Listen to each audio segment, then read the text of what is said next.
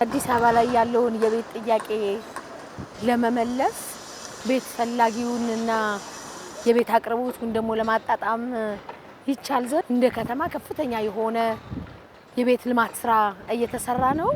አሁን ያለንበት ቦታ ገላንጉራ ሳይት ላይ ነው የምንገኘው። አጠቃላይ ወደ 18 የሚሆኑ ሳይቶች አሉን። ከ18 ሳይቶቻችን ውስጥ አንዱ ነው የገላንጉራ ሳይታችን። ግን ደግሞ አብዛኛውን ቤት የሚሰራበት ቦታ ይሄ ነው። ወደ 25000 የሚሆኑ ቤቶችን የምንገነባበት ሳይት ነው። ከ12000 በላይ የሚሆኑ ቤቶችን ጀምረናል። ሁለቱ ብሎክ በዊንግ ነው ያገናኘነው፣ አንድ አደረግነው። የጀርመን ሳይት ላይ የነበረውን ትሬንድ ነው ወደዚህ ያመጣ ነው። መሬት ሊባክን የነበረውን መሬት ቀርፈናል፣ አንስተናል።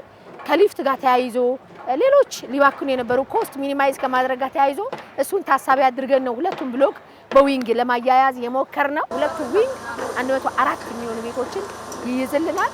ቅድም እንዳነሳሁት አንድ ቤዝመንት አለው፣ ግራውንድ ፕላስ 12 ነው። 12ቱ ለሙከራ የሰራናቸው ብሎኮች በዚህ ፍጥነት በዚህ ልክ ነው ከፍታቸው የደረሱት። ሌሎቹ ከዛ በኋላ ከዚህ የወሰድነው ተሞክሮ ስላለ መስራት እንደሚቻል ስላወቅን ወደ ትራክ አስገብተናቸዋል። ለምሳሌ በዚህ ከኔ ትይዩ ፊት ለፊት እያየን ያለነው ደግሞ እኩል ነው የተጀመረው። በ52 ቀን ውስጥ 10ኛ ፎቅ ላይ ነው የደረሰው። ቤዝመንት አለ፣ ግራውንድ ፕላስ 10 ላይ ነው የደረሰው። እንደምታዩት አሁን ግራውንድ ላይ ነው ያለነው። ከዚህ በታች አንድ ቤዝመንት አለ። ከስራ ባህል ጋር ተያይዞ በርካታ ወገኖቻችንን የስራ እድል ተጠቃሚ ያደረገ ስራ ነው።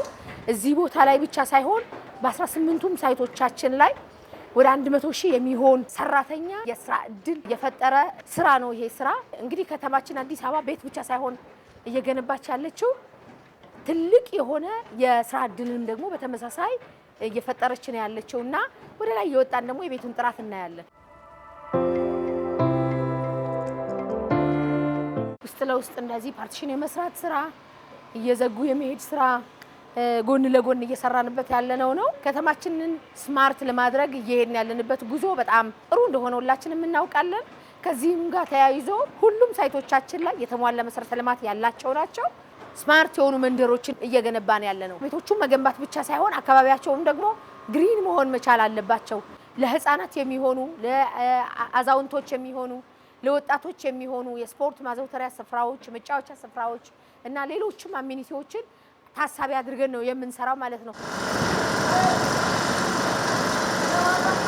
ጎን ለጎን እየሰራን ያለነው የፓርቲሽን ስራና የመዝጋት ስራ ነው እየሰሩ ያሉት። ከላይ እየተሞላ ይሄዳል፣ ከታች ደግሞ እየተዘጋ ፓርቲሽኑም እየተሰራ ጎን ለጎን ነው የሚሄደው። ይሄ አንድ ቤዝመንት አለው፣ ግራውንድ ፕላስ 9 ላይ ነው የደረሰው ማለት ነው። በ52 ቀን ውስጥ ነው የሁሉ ስራ የተሰራው። ይሄ የሆነበት ምክንያት አንዱ ቴክኖሎጂዎችን በሙሉ መጠቀም መቻላችን ነው።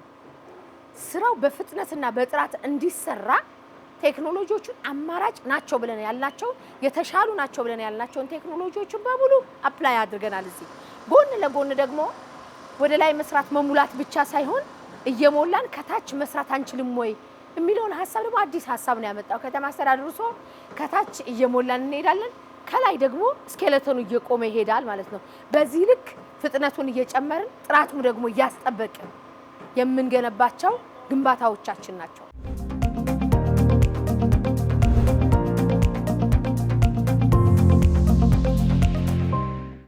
እንዴት ዋላችሁ?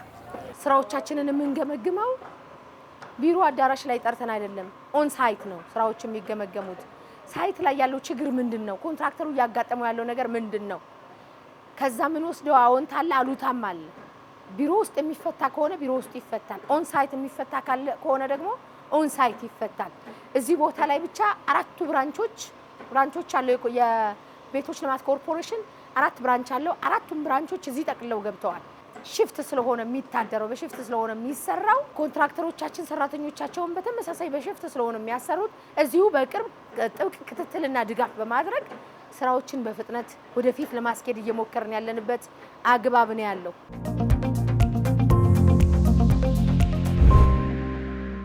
እንግዲህ ይሄ ዛሬ ያየነው በመንግስት አቅም ብቻ እየተሰራ ያለው ነው። ይሄ ግን በቂ አይደለም። በመንግስት ብቻ ተሰርቶ የቤት አቅርቦቱን ተደራሽ ማድረግ አይቻልም። ስለዚህ በሪል ስቴት እየለሙ ያሉ አሉ።